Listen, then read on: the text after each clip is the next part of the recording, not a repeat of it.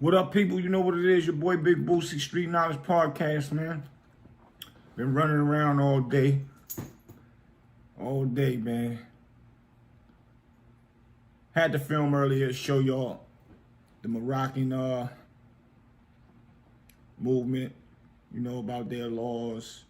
And actually just show you how the police just take advantage of wanting to come in somebody's house and do what they want to do because they feel they got a piece of paper and they can do what they want to do. But when you know your laws, it's impossible. And when they violate them laws, it's an automatic lawsuit. So, you know, I was going through it earlier with y'all, and I was saying it kind of slow because I wanted to make sure I, you know, say the right thing. Because me, I'm still in the learning process with a lot of, you know, the laws that I didn't even know about. And so, you know, I was giving the breakdown and doing it, you know, kind of slowly, but y'all got the picture. And I wanted y'all to see, which I'm sure y'all have seen it before, time and time again, how they actually run up in somebody's house. And every chance I get, I'm gonna have to bring these type of things to y'all attention so y'all understand the law. And if y'all understand what she was saying and how she was breaking it down, we need to learn those terminologies as well and what they all mean so you can fluently speak it. And then after that, you know, I had to run out, go feed the homeless. Thanks to everybody that's been donating, because those donations, the money go towards helping what's going on, being able to pay people gas money, get out there to feed the homeless, get the food, go buy it, all of the above, man, and keep this content coming to y'all. So I appreciate the donations. Everybody that, you know, want to donate, I just wanted y'all to understand where the money is going to. And the people that has donated, they'll know where the money is going to. It's being put in the right perspective, in the right way. So with that being said, I was just out there, and it was it was off camera. And after, you know, we was finished serving the plates and stuff, it was a cat kind of young out there, and I had to ask him. I'm like, what made you be out here and want to be around, you know, the homeless movement? You look like you can be somewhere working, get a job, and be on your feet. And he said something to me that was kind of crazy to me. He said that he was in a gang, and he wanted to, you know, get out of the gang. And the powers that be in that gang didn't want to hear it. Started threatening him. He was scared. He was living with his mother and his sister, and I think he said his niece and nephew was there. And he said he couldn't even get a job, because he get a job, they'll still come to your job and get you. So he took it upon himself to be homeless. Now, if that story is all the way true, then to me, in my mental, that's really sad that we pushing us not just into the jails and into the grave, we pushing us out of our own homes as well. And we doing this to ourselves, our own culture. And he looked like he was so happy to get that plate. And it made me feel good to actually feed him and be able to feed everybody else. But it also made me feel bad that this man can't go home due to the fact of he's scared that the movement he was running with, the gang he was running with, would actually do something to him, because he wanted to just change his life and not be in that world no more. So now I gotta wonder, like, what's going on? I want to talk to my blood brothers, my crip brothers, and mind you, I got family that's in there. I got in you know, in those movements, and I got friends that's in those movements, and I consider them family as well. They call me, I'm coming. I call them, they coming. And I'm not just saying in a negative manner. I mean, if they need something, if I can help them get on their feet, I got them. And vice versa. That's what this should really all be about. So I'm not biased to the situation. You know, We gotta figure out now what to actually do, because if y'all not paying attention and y'all part of those movements, the government, the state's police, the state's attorneys, the regular police, they're getting together now and putting our brothers behind bars. And y'all see that now with the young thugs and the wife and Lucci's. All the, the guys is in jail for Ricos, and they talking about getting anybody they can get that's pushing a gang movement. So my thing is, why we just can't change the narrative? I'm not saying it's something wrong being part of a movement. You had Black Panthers. They did things that was for the right. So why the Bloods and Crips, we can't get together and team up? And I'm not saying we as in me, because I'm not a part of either. But what I'm saying is, even though a person is not part of it, don't mean that he can't help change the narrative. Why the narrative have to be that the Bloods and the Crips shoot up and kill each other? Sometimes don't even shoot the right person and kill an innocent person. Why we can't stop that? And I know it's hard because y'all, got rivals. Y'all one done killed one and the other done killed the other. And it got to come to some point where they say, or where y'all say, man, enough is enough of this stuff. Because where else we gonna go? They got jails. It's making our culture distinct. So they got the jails for you. Then you got your loved ones that's going crazy because you're in jail. You got your loved ones going crazy because you're getting killed. Got your loved ones going crazy because now you can't even come home because you are scared of your own gang that you was a part of because you've done something wrong. Why we have to be about hurting each other or hurting people? Why we can't just say, this will make the police will not have a job to do actually for putting you guys in jail for just being friends and being together every day? Why not be together? And just for instance, because if I had 20, 30 people that was up under me doing things, I'd make millions of dollars. Guys can throw parties. Everybody out there passing flyers out, getting together, having meetings on how to make the parties better. Guys can start a shirt company, get out there with the shirts. Everybody out there hustling the shirts somewhere at a flea market. Wake up every day with that on your mind. And those are just examples. Or just doing things that can make things better for us as a culture instead of wilding out. There's been rival gangs that actually have patched up and put their differences aside. It doesn't matter who got the last lick, because I understand it's all about, I'm going to get my lick back. But sometimes it just comes to a point where you're just going to have to just say, man, it is what it is.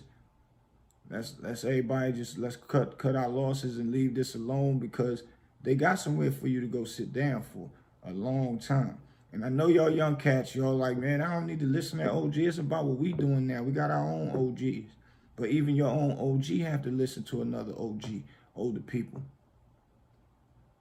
I got friends that's in those movements, but they doing the right thing. They got jobs. They actually do parties themselves. They actually are investing in other businesses and trying to do things that's right. They probably got a certain age by being in that movement when they was younger. And, it is what it is at this point. But they still out trying to help people and trying to show and do the right thing. So those are the movements that we should be worrying about right now, because it's only going to get worse. And you're giving them more ammo and more fuel to put on the fire to put our black brothers in jail, meaning you guys that's part of that movement. And like I said, I'm not biased to it. I call it teamwork. Everybody's together. They wake up every day. They happy. They smiling. Y'all meet at the same places. We all did that. We wasn't claiming a gang, but we all was together and do the same things that a gang could do. We used to be out there wilding out, and it came to a point like, what is it all about? People get mad because you in a club and somebody bump across you, and you know you got your team. You were like, man, either had your team beat them up, or now it's a big rival fight over just because of a bump. I have friends in the movement. Somebody might bump them in the club, and they might say, excuse me. They ain't looking at they part of a big organization or a big movement or whatever you want to call it, or a big gang, and they're going to go ahead and start no trouble. My young boys, man, y'all got to figure it out, because I understand y'all got 5, 10, 15, 20 years up under your belt, but you're still only hurting yourself. And then when a lot of y'all get in there, now y'all want to back away from the game when you're in there. Some of you don't. You still roll with what's going on, but you get in there, you wilding out, you ain't learning nothing, fighting, hurting other people that come into jail. Now we all in there fighting like wild animals. What we getting out of that? Nothing.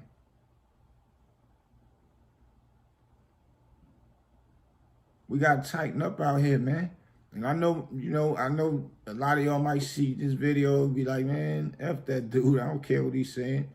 Anybody mess with us, man, we handling our business. But go look in the mirror and just add it up and say, what do it all mean after I go outside and when I wake up and go and shoot or kill somebody? What do it all mean when I wake up and go outside, somebody make me mad, me and my boys beat them down, then at the end of the day, the police looking for you. Now you got to hide from police. I've been on the run before. That don't feel good. Got to look over your shoulder every minute. Hopefully the police ain't coming to get you. And if you're bonded out, hopefully the bondsman ain't on your neck.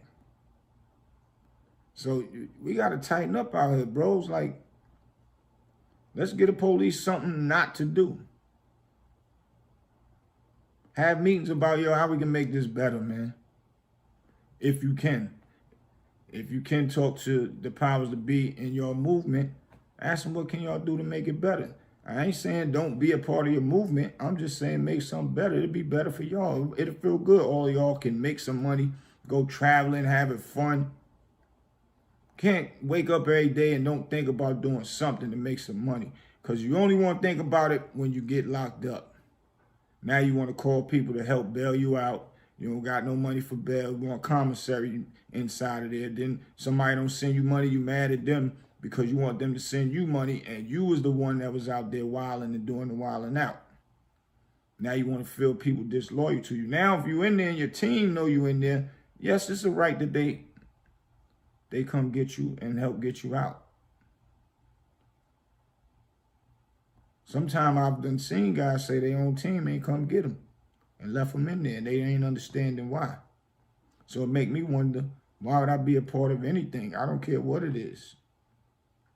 If it was a Black Panther movement and they left me in jail, I would be upset with them too. And they was fighting for what was right to better us as Black people. We got to, man. A lot of us is leaving from here. A lot of us is dying, going to jail. Our family members is hurt. The only thing about jail is your family can come see you. Some can touch you, some can't in some jails. Then they got to leave you there. So it's always going to be a sad moment until either you come home, or if you never come home, then now they, you in jail living and dying slowly. So now your kids got to grow up with you in jail, never get to know their mother or their father. What do it all mean? Look in the mirror and say, what do it all mean after I go out there and blow somebody's head off, one of my ops or whatever, come back? I know to y'all the feeling might be good. Yeah, I got one. How we got him here. Laughing and joking. I've been watching how, they've been showing all of these new rappers and beefing with each other and then talking about it, rapping and having fun, laughing over the internet, putting on a show for the people out here. And these people that when they watch it, They don't care nothing about it. After that video go off, they don't care nothing about what y'all talk about. And then y'all rap good. Y'all can think about other things to rap about and make people, you know, feel you and feel your music. Y'all rapping about going back over to the so-and-so street to go and get so-and-so. And then he's coming back and then he want a video. And no, real gangsters don't do that, man. They ain't even really talking on the phone. They're back and forth. And I'm not saying that to say nobody's real gangsters. What I'm saying is, doing that only bring the police straight to you. Then you go into jail. So, with that being said, if that's the only way you could think of doing that, then there's no need to be doing it. Not only that, the main reason of why not to do it is because are you here to enjoy life or you just here for the moment to die later? You was born to be here on this earth, to be a good person. I'm sure that's what your parents wanted. Some people probably grew up with their parents, so they wouldn't know if that's the key or not. But do you really think that you came here for a few minutes to be here for a couple years, and whether you die or not? Are y'all thinking what's going to happen 2-3 more years? You thinking about waking up every day, drinking beer, smoking, and just go outside and worry about who to kill, or just go outside and stand around and play dice or play cards? That's not going to get you nowhere, man. When you look at these brothers that's on TV that's making it and winning, they got out there and worked every day. That's the only way you're going to get it. And that's another problem with our culture. People see another person do it and they not doing it, and they don't want to put the work in to do it. So now they upset with that person and want to say, oh, that ain't nothing. Basically as if they can do it better. I don't have no problem with you being competitive. Do it better. But we can do it and just have fun with it. We ain't got to throw it up in each other's face and create confusion. I've seen it happen plenty of times. From little small basketball games. Some guys can't take when they lose on the basketball court. And you know when you play ball, you talk junk to each other. Some guys take it out of proportion and want to fight. And then it could lead to to other things. And that don't make nothing right. Ever. So my whole point is, the Bloods and Crips movement, man, y'all could go to start something crazy, man. Basketball foundations. Because it's a bunch of y'all. Get out there and just organize, strategize. Get with somebody that know how to do these things. And, put your things in perspective with your team. And your mind will be somewhere doing something else. But if each other's mind on, I got to duck him, y'all gonna keep the guns on y'all. Because y'all know, I don't want to say scared. Y'all know that it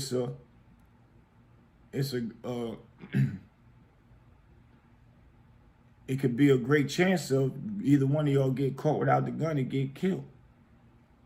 People comes to a truce and try to actually do it, won't never have to worry about that. And I know I ain't gonna reach everybody with this one video, but I'm telling you, we'll have better results. We wouldn't have to worry about no police, because they wouldn't have a job to do, because y'all doing all the right things. It'll be more money amongst the team, because the more people putting in that work, the more money y'all gonna make. Y'all get famous faster. Or let's not even say famous, successful. You might start selling t-shirts. You might start selling hats. And different names on the hats, or different logos on the hats that fit your brand. And it's a bunch of y'all out selling them. It'll get popular fast. And you'll start making money. That's just an example. Because other than that, we're not going to win doing it this way, man. You're not, man. My young boys, I'm telling you, need to listen to your older cats. Even tell your OG to listen to his OG. That can take y'all somewhere and teach y'all some things. Or take the knowledge from them, come back, have y'all meetings, and put a plan together. And don't think it's going to work the first time. Nothing you're going to do the first time Always gonna be right. You gotta stick at it, stick at it, stick at it. So once it start blowing up, y'all gonna appreciate that, man. You're gonna appreciate what you got. So yeah, bros, let's tighten up, man. Let's see what we can do and put something together, man. Hopefully y'all pay this some attention and it reach people in every state. Over in London, my people that be hitting me up from London. Over in Africa, my people hit me up in Africa. That's going down over there, man. Let's tighten up. Let's pull each other coat, man. Listen, man. This right here, let's tighten up and do it this way. I ain't saying let's don't be down with the movement. Let's tell them, yo, let's try to patch it up with our rivals. And let's start doing some things together. Even if we don't do it with our rivals, all of us together can do it. And tell our rivals they can do something too. Let's get them a point on how to make some money. That's what y'all should be throwing at each other on the internet. Man, do it this way. Yo, y'all need to do this. We doing this, so y'all do that. All that stuff should be going down on the internet. Not all this crazy, who shot you? Who was on the steps bleeding? Why, man? Nobody's laughing with y'all, man. Except somebody ignorant. If we start doing the right thing, the ignorant people gonna have no choice but to tighten up. And the police gonna have no choice but to tighten up, meaning loosen their grips with trying to lock people up for Ricos because you're not doing nothing illegally. It's to the point now, y'all can't even say a few words or do a one little signal. You might be doing this, yo, come here. And they gonna say it's a gang sign. You just saying, come here. And now you got a Rico. It's that simple now. They getting ready to take away all our young black brothers that want to be a part of this. Y'all got to leave that alone, man. And that gun and killing stuff. But you ain't got to leave alone your movement if you don't want to. I'm just saying, make it a positive one. That's it. And they ain't got no wins after that. We got all the wins. We got all the power. We have fun. We can open up businesses. We get together.